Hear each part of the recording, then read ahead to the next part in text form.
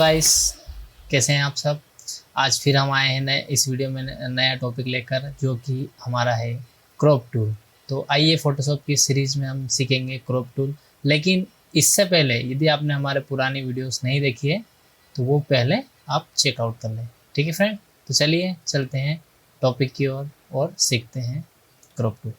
तो यहाँ पर आप देख सकते हैं फ्रेंड्स, मैंने स्क्रीन पे दो वो लिए हैं, इमेजेस लिए हैं, जो कि हमको अभी यूज़ करना है। ठीक है फ्रेंड, तो इन इमेजेस के थ्रू हम क्या सीखेंगे कि हमारा क्रॉप टूल किस तरह से काम करता है। तो फ्रेंड्स, सबसे पहले हमने यहाँ पर लिया है क्रॉप टूल। क्रॉप टूल जैसे हम सिलेक्ट करते हैं, क्रॉप टूल में भी कुछ ऑप्शंस आते हैं, जैसे कि prospective crop tool, slice tool, सभी सीखेंगे हम धीरे धीरे।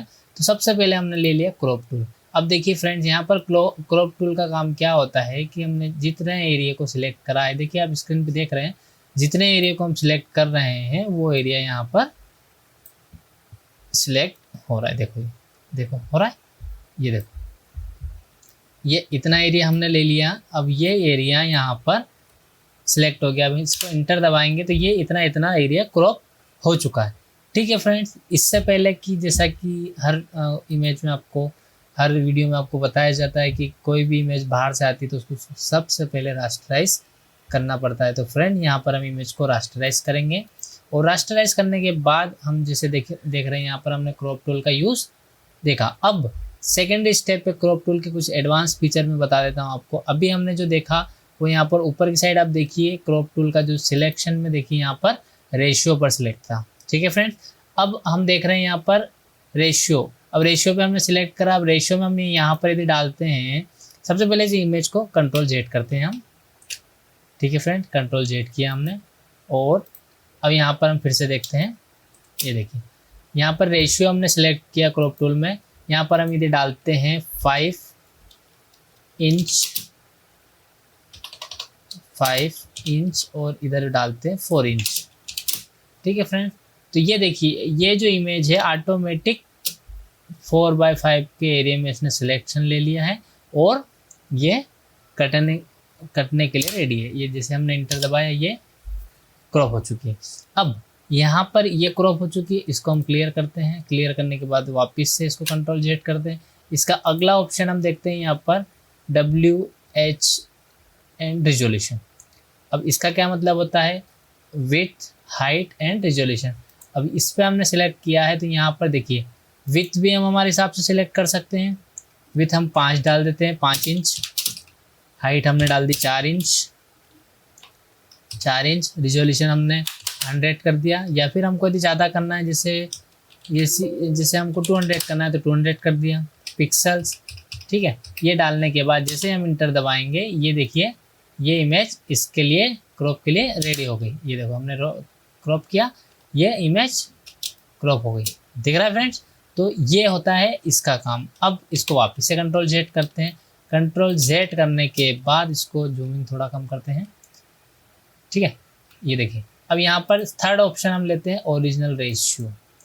अब ओरिजिनल रेशियो का मतलब क्या होता है कि ओरिजिनल रेशियो जो होता है, जैसे हमने ओरिजिनल रेशियो लिया 1/1, तो ये देखिए उसी रेशियो में पिक्चर को क्रॉप करेगा। ये देखिए ये, ठीक है फ्रेंड, तो इसमें क्या होता है कि ये ओरिजिनल रेशियो में ही क्रॉप करेगा, यानी कि जो इमेज है उसकी, देखो अभी मैं बताता हूँ क्या डिफरेंस क्या था, वो आप पहले चेक करिए, उसके बाद अपन इसको समझते हैं।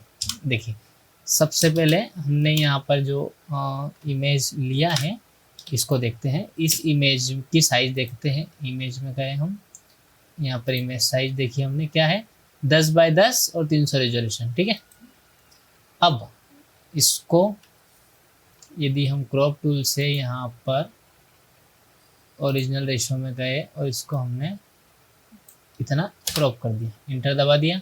ठीक है, अब हम इमेज में गए, इमेज साइज में गए, तो यहाँ पर क्या साइज हो गई, 5x5। तो ये इमेज की साइज ओरिजिनल उसमें चेंज कर दीजिए। जिस टाइप से आपको करना है उस टाइप से आप इसको चेंज कर सकते हैं। ठीक है फ्रेंड, अब नेक्स्ट वीडियो में हम आते हैं। तो यहाँ पर देखिए, यहाँ पर ओरिजिनल के बाद हमने देखिए कुछ यहाँ पर वो होते हैं, क्या होते हैं, कुछ प्रीसेट्स बने होते हैं, जैसे 1 by 1, जैसे इंस्टाग्राम पे आपको के लोगों के हिसाब से करना है तो 1 by 1 का उसका साइज़ होता है। 4 by 5 आपको करना है तो वो कर सकते हैं, और 5 by 7 कर सकते हैं, 2 by 3 कर सकते हैं। उस हिसाब से आपको जिस साइज़ में यहाँ उसको क्रॉप करना है, ये प्रीसेट्स ऑलरेडी बने हुए हैं। अब फ्रंट इमेज, अब ये भी देखते हैं। अब फ्रंट इमेज का काम क्या होता है। फ्रंट इमेज अब पहले देखते हैं हम, यहाँ पर ये हमने लिया इसको, इमेज की साइज़ देखें, इमेज साइज देखिए हमने 10 by 10 आ रही है।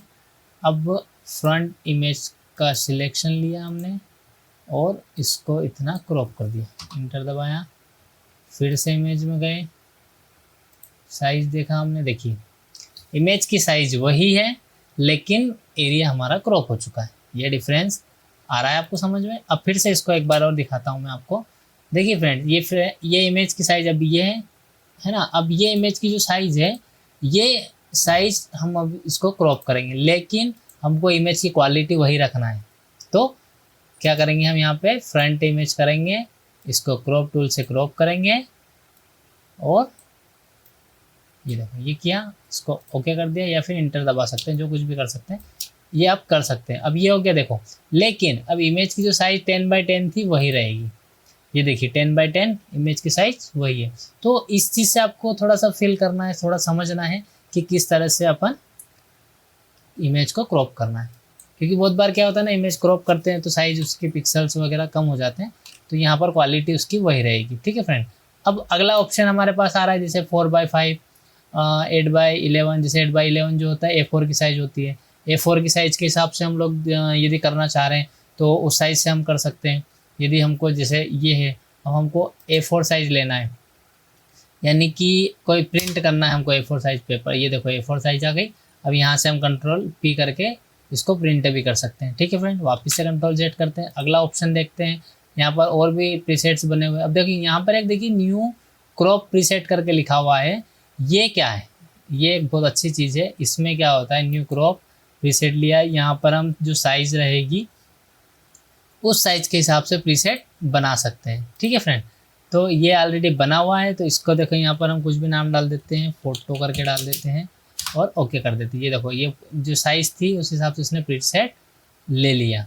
अब यहाँ पर देखिए फ़ोटो, अब इसके आगे जो भी आपको साइज़ इसकी सिलेक्ट करना है, जैसे मान लो मैं रखता हूँ 4 by 5 और इसको ओके कर देते हैं, तो ये न्यू प्रीसेट जो फोटो नाम से सेव हो गया, देखिए। ठीक है, ये देखो सेव हो गया।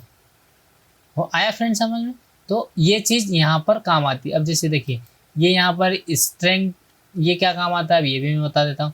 क्या होता है कि यदि कोई सी इमेज आपकी थोड़ी सी टिल्ड है या कुछ तिरछी वगैरह है, तो आप उस एरिया को सिलेक्ट करो। जैसे ये एरिया सिलेक्ट करा, जैसे मान लो लैपटॉप तिरछा है थोड़ा सा, इसको लिया,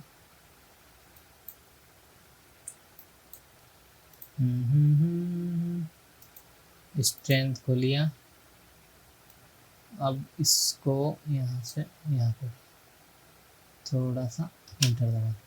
देखो फ्रेंड्स, थोड़ा सा इमेज सही हुआ आपका, देखो अभी नहीं हुआ, अब दिखेगा आपको। जिससे देखो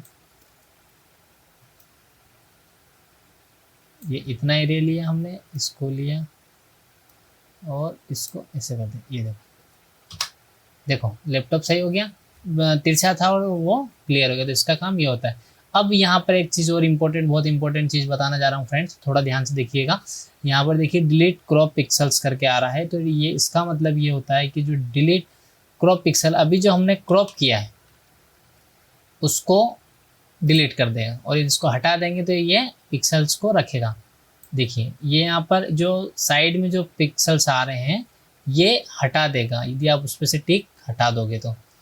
और यदि इस पर टिक रहेगा तो वो पिक्सल्स, देखो अभी टिक लगा के हमने किया है, तो यदि हम इसको देखो, ये इमेज को इधर इधर उधर कर रहे हैं हम, तो पूरे पिक्सल्स उसमें शो हो रहे हैं। लेकिन यदि हमने इसका क्रॉप से हटा दिया तो क्या होगा, आपका पिक्सल्स हट जाएंगे। अब देखो ये यहाँ पर मैंने किया, इसको सिलेक्ट किया और ये हटा देते हैं इसको भी हम। ठीक है, अब इसको इंटर किया, अब क्या होगा, ये देखो, ये आ रहा समझ फ्रेंड, ये हमने हटा के देखा। अब हम क्या करते हैं, क्रॉप टूल लेते हैं, वापस से क्रॉप टूल लिया हमने। अब ये डिलीट पे टिक लगा के रखते हैं ये, और इसको क्रॉप करते हैं इतना, इंटर दबाया। अब देखिए इसको मूव करेंगे तो ये इसके पिक्सल्स डिलीट हो जाते हैं, ठीक है। यदि डिलीट नहीं करना है पिक्सल्स तो आप उसको हटा के रखिए, यदि डिलीट करना है तो उस हिसाब से रखिए, ठीक है। तो इसका ये काम था। अब यहाँ पर इसको वापस कंट्रोल Z करते हैं, ये देखिए इसको कंट्रोल Z करते हैं और वापस से इसमें जाते हैं, और ये यहाँ पर कुछ प्रीसेट्स बने, क्लासिक मोड वगैरह ये बने हुए हैं। क्रॉप एरिया यदि हमको ये जो पीछे का जो एरिया है ये दिखाना है तो वो दिखा सकते हैं। इनेबल क्रॉप शील्ड ये दिखाना है, ये देखो ये, तो ये भी हम कर सकते हैं। ये देखो कैनवास का कलर बदलना है पीछे का तो वो बदल सकते हैं, ठीक है। तो इस तरह से ये चीज़ें यहाँ पे वर्क करती हैं। देखिए अब इसको हमने ओके किया। अब यहाँ पर देखिए एक चीज़ और दिखा देता हूँ मैं आपको, प्रोस्पेक्टिव करके आ रहा है, क्या आ रहा है फ्रेंड, प्रोस्पेक्टिव क्रॉप टूल। अब प्रोस्पेक्टिव क्रॉप टूल का बहुत अच्छा काम है, ये बहुत इजीली काम करता है। इसमें क्या होता है वो भी मैं बता देता हूँ। देखिए यहाँ पर यदि हमको लैपटॉप क्रॉप करना है लेकिन ये इमेज बिल्कुल सीधी आ जाए, अभी क्या है थोड़ी सी तिरछी है इमेज, तो इसको क्या करेंगे, तिरछी इमेज को यहाँ पर हम सीधा करके ले आएंगे, ठीक है। थोड़ा सा जूम कर लेते हैं इसको, देखो ये यहाँ पर क्लिक किया, ये यहाँ पर क्लिक किया और यहाँ पर क्लिक किया और इसको ओके कर दिया, ठीक है फ्रेंड। ये देखो कितना क्लियर पूरा क्रॉप हो गया, देखो दिख रहा है, ये पूरा क्रॉप होके आ गया। तो ये होता है फ्रेंड्स प्रोस्पेक्टिव क्रॉप टूल का काम। और कुछ और भी कुछ जानकारी है जो हम नेक्स्ट वीडियो में देखने वाले हैं। तो फ्रेंड्स बने रहिए हमारे साथ और मिलते हैं अगले वीडियो में। जब तक के लिए अपना ख्याल रखिएगा। Thanks for watching graphics mentor. Bye bye.